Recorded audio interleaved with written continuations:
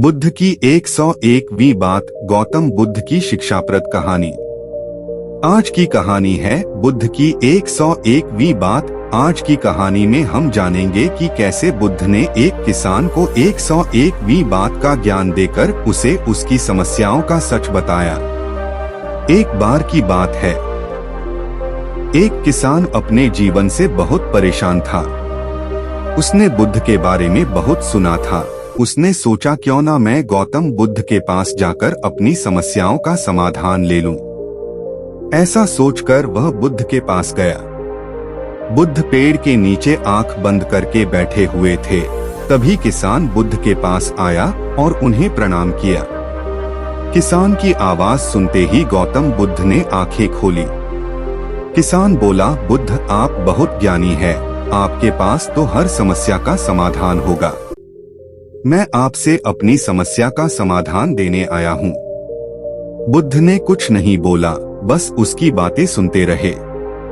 किसान बोला, बुद्ध आजकल पैसों की बहुत तंगी चल रही है।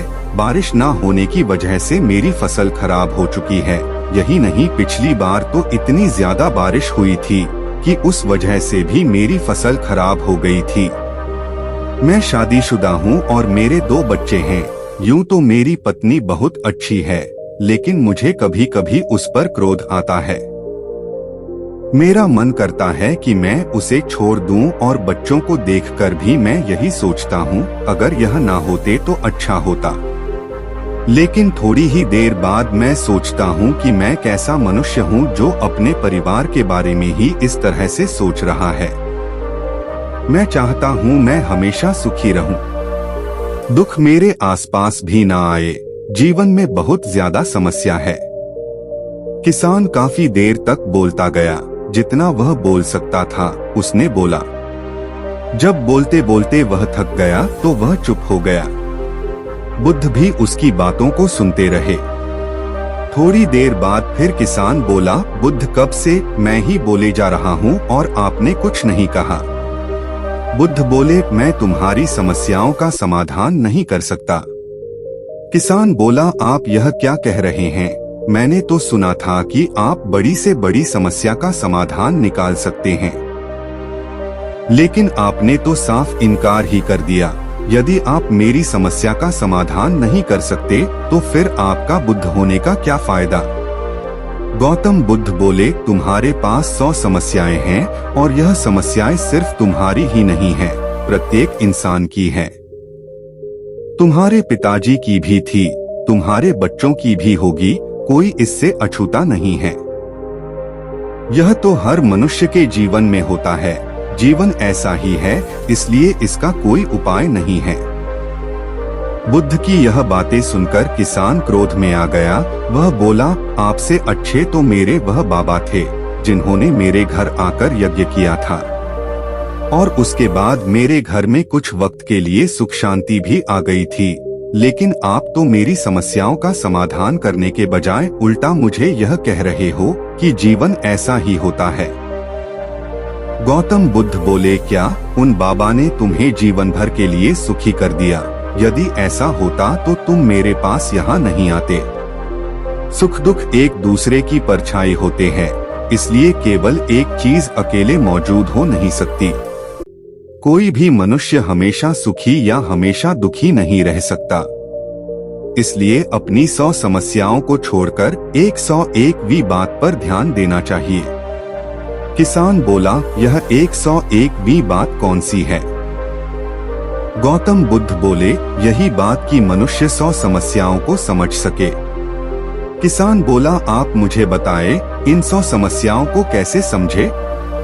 गौतम बुद्ध बोले, सबसे पहले हमें अपने मन से यह विचार निकालना होगा कि हमें हमेशा सुखी रहना है और दुख से बच के रहना है, क्योंकि ऐसा संभव ही नहीं है।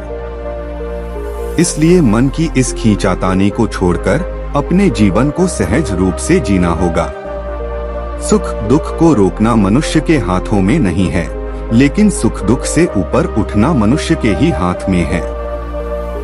समस्याओं को गौर से देखो, ये आती है लेकिन स्थायी नहीं है, कुछ वक्त बाद यह अपने आप चली जाती है। समस्या समाधान साथ साथ चलते हैं। समस्या है तभी समाधान का भी महत्व है और समाधान बिना समस्या के हो नहीं सकता। सब कुछ एक दूसरे से जुड़ा हुआ है। इसलिए जो इस बात को जान लेता है वही अपना सहज जीवन जी सकता है। बुद्ध की बात सुनकर किसान समझ गया कि सुख दुख को रोकना असंभव है, लेकिन इसे समझकर अपनी जिंदगी को सहज रूप से जीना आसान है। किसान बोला, बुद्ध मुझे माफ कर दीजिए। मैंने आप पर क्रोध किया, लेकिन आज आपने मुझे यह 101वीं बात बताकर मेरा उद्धार कर दिया है। अब जान गया हूँ जीवन की हकीकत क्या है कि कोई भी समस्या ज्यादा देर तक नहीं टिकने वाली। इसके तुरंत बाद सुख है और उसके तुरंत बाद दुख है। किसान ने बुद्ध को प्रणाम किया और वह चला गया। इस कहानी से हमें यह शिक्षा मिलती है कि हमें भी अपना जीवन इस चिंता में नहीं गंवाना चाहिए कि हमारे जीवन में बहुत सारी समस्याएं हैं। समस्याओं का समाधान भी वही व्यक्ति निकल सकता है जो अपने जीवन को सहजता के साथ देख सकता हो। इसलिए जीवन के इस सुख दुख के नियम को हमें समझना होगा और फिर सच में हमारा जीवन सार्थक होगा। दोस्तों, उम्मीद करता हूँ आपको इस कहानी से जरूर बहुत कुछ सीखने को मिला होगा। यह कहानी आपको कैसी लगी हमें कमेंट बॉक्स में कमेंट करके जरूर बताएं और साथ ही इस कहानी को अपने दोस्तों के साथ जरूर शेयर करें ताकि उन्हें भी इस कहानी से कुछ सीखने को मिल सके। धन्यवाद।